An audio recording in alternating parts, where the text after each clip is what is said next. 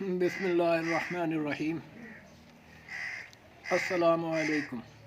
लै भी सज्जनों ते मित्रों, बेलियो, भराओ, दोस्तों, अज फिर तुहाडी खिदमत दे विच एक कहानी ते एक थोड़ी जी मज़ाहिया टोटका लै के मुंडे कहंदे सी मज़ाहिया गल सुना, कोई मज़ाहिया टोटका लै के तुहाडी खिदमत च हाज़र हाँ। सारे दोस्तां भरावां दी हौसला अफजाई दा शुक्रिया। बार बार अर्ज करी दी है, कहानी चंगी लगे तो चैनल को सबसक्राइब करो, तो लाइक करो, शेयर करो, तुहाडी बड़ी मेहरबानी। वो गल इदां भी किसी पिंड दे विच ना एक डॉक्टर सीगा, वो डॉक्टरी करदा सी ते होर नेड़े तेड़े इलाके दे विच डॉक्टर कोई नहीं सी। ते बंदे जे बीमार होने ते उन्होंने भी उस डॉक्टर को जाना, जो कोई डंगर बीमार होना तो वह भी उहदे कोल लै जाना। वो बेचारा जिन्नी कि समझ से अपना जोड़ तोड़ ला के ते कोई दवाइयां रखियां हुई सी, उहदा इलाज करदा सी। ते उहदे कोल ना एक काम सीखण आ गया, डॉक्टरी सीखण वास्ते आ गया एक छोर। डॉक्टर साहब मैं भी डॉक्टरी सीखनी है। कहंदा आ जा भाई, चलो कोई बूटा लग जू बाद दे विच। वो थोड़े जे दिन गुजरे तो किसी जिमीदार दे ना मझ ने खा लिया गोंगलू, ते गोंगलू मझ दे गले च फस गया। वो ना आगा जावे ना पिछां जावे, तो मझ तरले पे लवे, धौन इधर उधर हिलावे, तो जिमीदार ने समझा भी मझ नूं पता नहीं की हो गया, कोई गल ते फुड़ा बन गया या कदम संगल खोलिया, मझ नूं डॉक्टर को लै गया। वो जो डॉक्टर को गया तो डॉक्टर ने देखा ना, जो हथ ला के तो उन्होंने कैड़ा कैड़ा लग्या, उन्हें कहा भी कोई शै खाधी आ, फसी हुई है गल च, अंदाज़ा हो गया। और डॉक्टर उन्होंने शगिर्द को कहने लगा अपने कंपाउंडर को, जा कहता वो सुलग तो 2 इट्टां पट के लिया। वो गया भज के 2 इट्टां पट लिया। डॉक्टर ने एक इट इधरले पासे रखी, दूसरी इधरों विचाले गोंगलू आ गए, दूसरी इधरों मारी, जोर नाल गोंगलू फिस गया।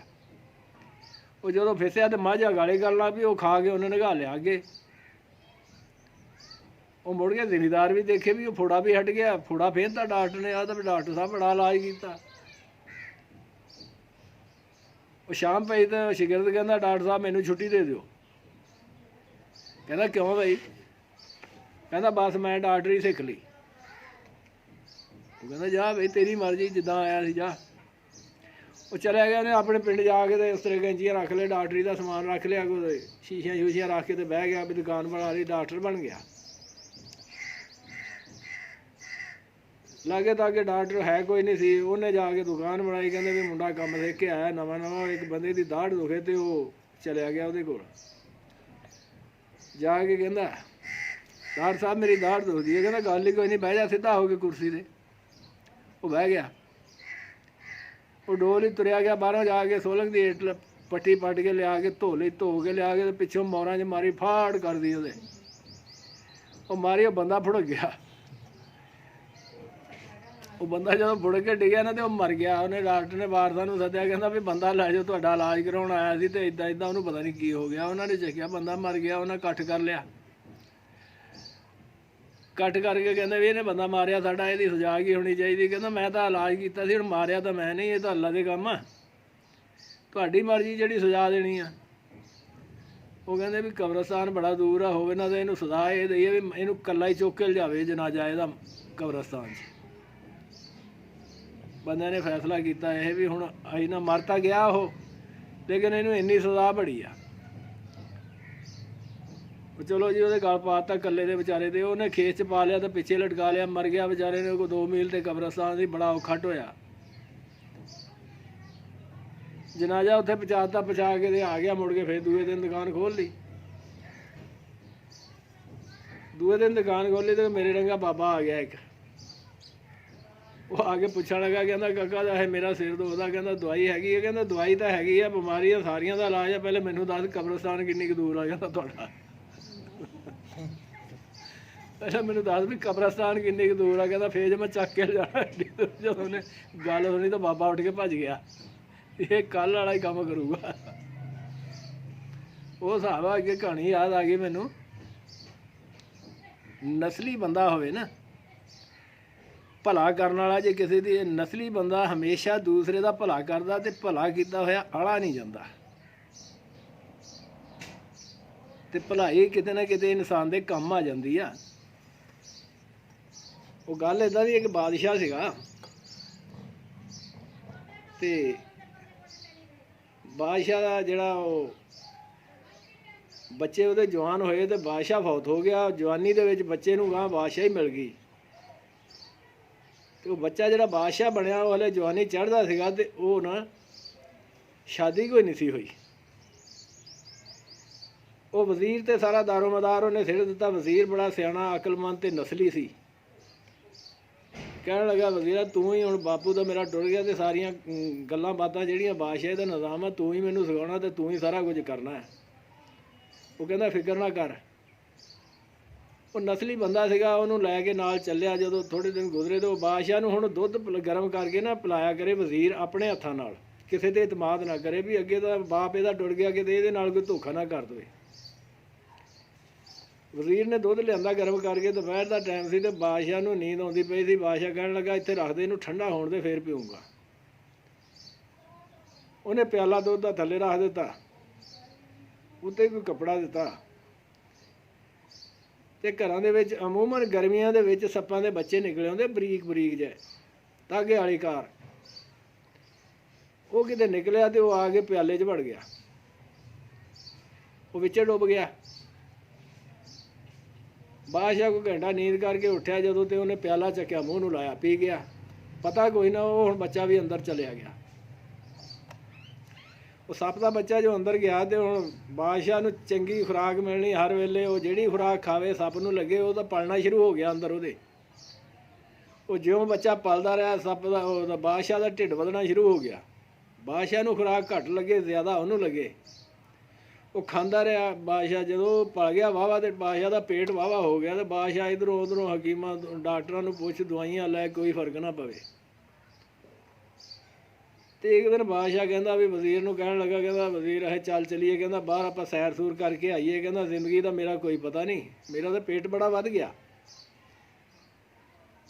ਡਾਕਟਰਾਂ ਤਬੀਬਾਂ ਨੂੰ ਪਤਾ ਕੋਈ ਨਹੀਂ ਲੱਗਦਾ, ਚਲੋ ਬਾਹਰ ਦੀ ਹਵਾ ਤਾਂ ਲੈ ਲਈਏ। ਉਹ ਬਾਹਰ ਗਏ ਖੇਤਾਂ ਦੇ ਵਿੱਚ ਸੈਰ ਕਰਨ ਵਾਸਤੇ। ਉੱਥੇ ਜੰਗਲ 'ਚ ਕਿਤੇ ਕੋਈ ਅੰਬ ਦਾ ਜਾਂ ਦਰਖਤ ਦਾ ਕੋਈ ਬੂਟਾ ਖੜਾ ਸੀਗਾ। ਉਹ ਬੂਟੇ ਦੇ ਥੱਲੇ ਜਾ ਕੇ ਜਦੋਂ ਝੱਟ ਬੈਠੇ ਆਰਾਮ ਕਰਨ ਵਾਸਤੇ ਤੇ ਬਾਦਸ਼ਾਹ ਨੂੰ ਨੀਂਦ ਆਉਣ ਲੱਗ ਪਈ। ਹਸਬੇ ਆਦਤ ਬਾਦਸ਼ਾਹ ਦੁਪਹਿਰ ਨੂੰ ਸੌਂਦਾ ਹੁੰਦਾ ਸੀ ਨਾ, ਉਹਨੂੰ ਉੱਥੇ ਨੀਂਦ ਆਉਣ ਲੱਗੀ ਤੇ ਉਹਨੇ ਘੋੜੇ ਤੋਂ ਲਾਇਆ, ਪਲਾਨ ਰੱਖ ਕੇ ਤੇ ਨਾਲ ਕੋਈ ਆਸਰਾ ਬਣਾ ਦਿੱਤਾ ਵਜ਼ੀਰ ਨੇ। ਕਹਿੰਦਾ ਬਾਦਸ਼ਾਹ ਸਲਾਮਤ, ਆਰਾਮ ਕਰਨਾ? ਕਹਿੰਦਾ ਹਾਂ ਯਾਰ ਨੀਂਦ ਆਉਂਦੀ ਹੈ, ਮੈਨੂੰ ਸੌਂ ਲੈਣ ਦੇ ਝੱਟ। ਬਾਦਸ਼ਾਹ ਹੁਣ ਟੇਕ ਲਾ ਕੇ ਤੇ ਉੱਥੇ ਲੰਮਾ ਪੈ ਗਿਆ, ਉਹਨੂੰ ਨੀਂਦ ਆ ਗਈ। ਜਦੋਂ ਨੀਂਦ ਆ ਗਈ ਤੇ ਕੁਦਰਤ ਅੱਲਾ ਦੀ, ਉਹ ਜਿਹੜਾ ਸੱਪ ਸੀ ਤੇ ਉਹਦਾ ਭਰਾ ਉੱਥੇ ਰਹਿੰਦਾ ਸੀ ਨਜ਼ਦੀਕ, ਜਿੱਥੇ ਜਾ ਕੇ ਉਹ ਬਾਦਸ਼ਾਹ ਸੁੱਤਾ ਸੀ।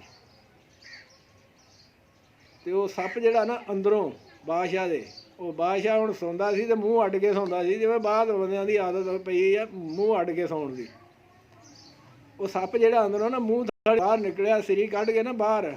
ਹੁਣ ਵਜ਼ੀਰ ਜਿਹੜਾ ਉਹ ਦਰਖਤ ਦੇ ਕੋਲ ਬੈਠਾ ਇੱਕ ਪਾਸੇ ਦੇਖਦਾ ਤੇ ਉਹ ਸੱਪ ਨੇ ਸਿਰੀ ਬਾਹਰ ਕੱਢੀ। ਬਾਹਰ ਕੱਢ ਕੇ ਤੇ ਚਾਰ ਚੁਫੇਰੇ ਜਦੋਂ ਦੇਖਿਆ ਤੇ ਫੂਕਰ ਮਾਰੀ। ਉੱਧਰ ਉਹਦਾ ਭਰਾ ਕਿਤੇ ਕੱਖਾਂ ਦੇ ਵਿੱਚ ਲੁਕਿਆ ਬੈਠਾ ਸੀਗਾ, ਉਹਨੇ ਵੇਖ ਲਿਆ। ਉਹ ਕਹਿੰਦਾ ਭਾਈਆ ਤੂੰ ਕਿੱਥੇ? ਕਹਿੰਦਾ ਕਿਹੜੇ ਯੱਬ ਨੂੰ ਪਿਆ ਹੋਇਆ? ਕਹਿੰਦਾ ਚੰਗੀ ਚਾਹੁੰਦਾ ਤੇ ਇਹ ਬਾਹਰ ਆ ਜਾ। ਉਹ ਕਹਿੰਦਾ ਨਾ ਵੇ ਨਾ, ਚੰਗੇ ਚੋਸਾ ਖਾਣ ਨੂੰ ਲੱਭਦਾ, ਦੁੱਧ ਮਿਲਦਾ ਰੋਜ਼ ਪੀਣ ਨੂੰ। ਸੱਪ ਜਿਹੜਾ ਦੁੱਧ ਪੀਂਦਾ ਹੈ ਪਤਾ ਹੋਣਾ ਚਾਹੀਦਾ ਸਭ ਨੂੰ। ਕਹਿੰਦਾ ਚੰਗੀ ਖੁਰਾਕ ਮਿਲਦੀ ਹੈ, ਮੈਂ ਪਲਿਆ ਪਿਆ, ਕਹਿੰਦਾ ਮੈਨੂੰ ਚੰਗਾ ਖਾਣਾ ਮਿਲਦਾ ਖਾਣ ਨੂੰ। ਕਹਿੰਦਾ ਮੈਂ ਬਾਹਰ ਆ ਕੇ ਕੀ ਲੈਣਾ, ਮੈਂ ਇੱਥੇ ਹੀ ਠੀਕ ਆ। ਉਹ ਕਹਿੰਦਾ ਆ ਜਾ, ਕਿਤੇ ਉਹ ਨਾ ਹੋਵੇ ਇਹਨਾਂ ਨੂੰ ਪਤਾ ਲੱਗ ਗਿਆ ਨਾ ਤੇ ਤੇਰੇ ਵਾਲਾ ਵਿੱਚ ਹੀ ਖਾਤਮਾ ਕਰ ਦੇਣ। ਤੇ ਲਾਲਚ ਬੁਰੀ ਬਲਾ ਹੁੰਦੀ ਹੈ, ਤੂੰ ਖੁਰਾਕ ਦੇ ਲਾਲਚ ਨੂੰ ਪਿਆ ਹੋਇਆ। ਉਹ ਕਹਿੰਦਾ ਨਹੀਂ ਨਹੀਂ ਜਾ, ਤੂੰ ਐਡੀਆਂ ਸਲਾਹਾਂ ਨਾ ਦੇ। ਅੱਛਾ ਕਹਿੰਦਾ ਇਹ ਜੇ ਨਹੀਂ ਮੰਨਦਾ ਤਾਂ ਉਹ ਸੱਪ ਬੋਲਿਆ ਜਿਹੜਾ ਬਾਹਰ ਬੈਠਾ ਸੀ, ਕਹਿੰਦਾ ਜੇ ਕੋਈ ਸੁਣਦਾ ਗਿਣਦਾ ਹੋਵੇ ਤੇ ਉਹ ਜਿਹੜਾ ਦਰਖਤ ਖੜਾ ਨਾ, ਉਸ ਦਰਖਤ ਦੇ ਇੱਕ ਮੁੱਠੀ ਪੱਤੇ ਜੇ ਕੋਈ ਬੰਦਾ ਤੋੜ ਕੇ ਲੈ ਜਾਵੇ, ਉਹ ਘੋਟ ਕੇ ਇਹਨੂੰ ਪਿਲਾ ਦੇਵੇ ਤੇ ਜਿਹੜਾ ਸੱਪ ਆ ਵਿੱਚੇ ਕਹਿੰਦਾ ਘਾਣ ਬੱਚਾ ਘਾਣ ਹੋ ਜੂ, ਇਹਦੇ ਟੋਟੇ ਹੋ ਜਾਣੇ, ਮਰ ਜੂਗਾ। ਉਹ ਵਜ਼ੀਰ ਸੁਣਦਾ ਸੀ। ਇਹਨੂੰ ਲੱਗਿਆ ਗੁੱਸਾ। ਹੁਣ ਸੱਪਾਂ ਦੇ ਪੁੱਤਰ ਯਾਰ ਨਹੀਂ ਬਣਦੇ, ਇਹ ਸੱਪ ਦਾ ਵੀ ਯਾਰ ਨਹੀਂ ਬਣਦਾ, ਇੱਕ ਦੂਏ ਨੂੰ ਖਾ ਜਾਂਦਾ। ਹਮੇਸ਼ਾ ਯਾਦ ਹੋਣਾ ਚਾਹੀਦਾ ਕਿ ਸੱਪਣੀ ਜਿਹੜੀ ਹੈ ਆਪਣੇ ਬੱਚੇ ਖਾ ਜਾਂਦੀ ਹੈ, ਨਾ ਖਾਵੇ ਤੇ ਧਰਤੀ ਤੇ ਪੈਰ ਰੱਖਣ ਨੂੰ ਜਗ੍ਹਾ ਨਾ ਰਵੇ, ਇੰਨੇ ਸੱਪ ਹੋ ਜਾਣ। ਤੇ ਉਹ ਜਿਹੜਾ ਉਹ ਮੂੰਹ ਚੋਂ ਬਾਹਰ ਨਿਕਲਿਆ ਸੀ ਨਾ ਥੋੜਾ ਜਿਹਾ ਸੱਪ ਬਾਹਰ, ਉਹਨੂੰ ਲੱਗਾ ਗੁੱਸਾ ਤੇ ਉਹ ਦੂਸਰੇ ਦੇ ਬਾਰੇ ਕਹਿਣ ਲੱਗਾ, ਲੈ ਕਹਿੰਦਾ ਇਹ ਜੇ ਤੂੰ ਮੇਰਾ ਇਹ ਰਾਜ਼ ਦੱਸਿਆ ਨਾ, ਮੈਂ ਵੀ ਤੇਰਾ ਦੱਸ ਕੇ ਹਟੂੰਗਾ। ਇਹ ਮੇਰਾ ਕੀ ਦੱਸਾਂਗਾ? ਕਹਿੰਦਾ ਜਿਹੜੀ ਖੁੱਡ 'ਚ ਤੂੰ ਰਹਿਣਾ, ਜੇ ਕੋਈ ਇੱਕ ਸਰੋਂ ਦੇ ਤੇਲ ਦਾ ਪੀਪਾ ਲਿਆ ਕੇ ਉਹਨੂੰ ਪਕਾ ਕੇ ਚੰਗੀ ਤਰ੍ਹਾਂ ਉਬਲਦਾ ਤੇਲ ਕਹਿੰਦਾ ਤੇਰੀ ਖੁੱਡ 'ਚ ਪਾ ਦੇਵੇ ਤੇ ਕਹਿੰਦਾ ਤੂੰ ਵਿੱਚੇ ਸੜ ਕੇ ਮਰ ਜਾਏਗਾ। ਇੱਥੋਂ ਪੱਟੂਗਾ, ਇੱਥੋਂ ਕਹਿੰਦਾ ਇੱਕ ਬਾਦਸ਼ਾਹੀ ਦਾ ਖਜ਼ਾਨਾ ਨਿਕਲਣਾ, ਮੈਨੂੰ ਪਤਾ ਤੂੰ ਖਜ਼ਾਨੇ ਤੇ ਰਹਿਣਾ।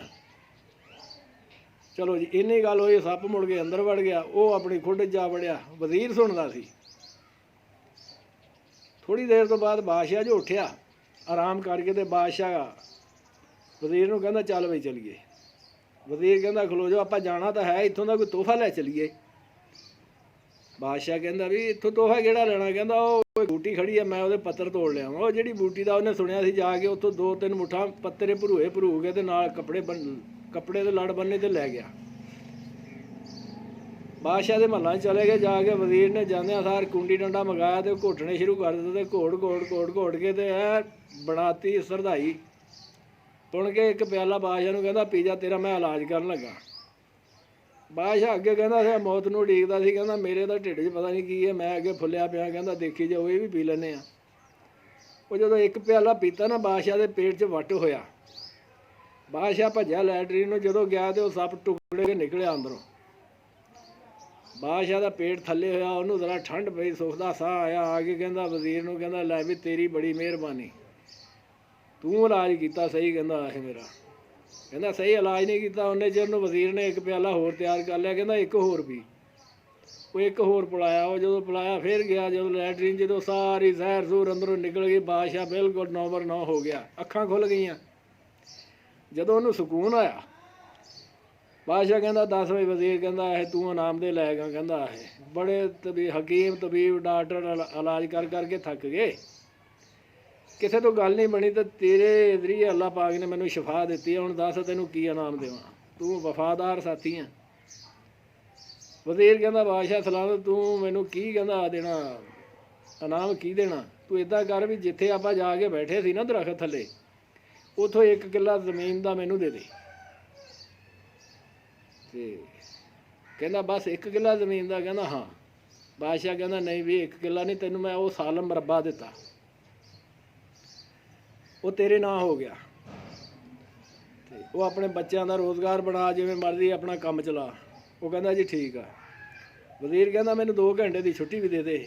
ਉਹਨੇ ਛੁੱਟੀ ਦਿੱਤੀ। ਉਹ ਵਜ਼ੀਰ ਨੇ ਕੀ ਕੀਤਾ, ਸਰੋਂ ਦੇ ਤੇਲ ਦਾ ਪੀਪਾ ਲਿਆ ਤੇ ਨਾਲ ਗੱਡਾ ਲੱਦਿਆ ਲੱਕੜਾਂ ਦਾ, ਇੱਕ ਕੜਾਹੀ ਲੈ ਕੇ ਤੇ ਉੱਥੇ ਚਲਿਆ ਗਿਆ।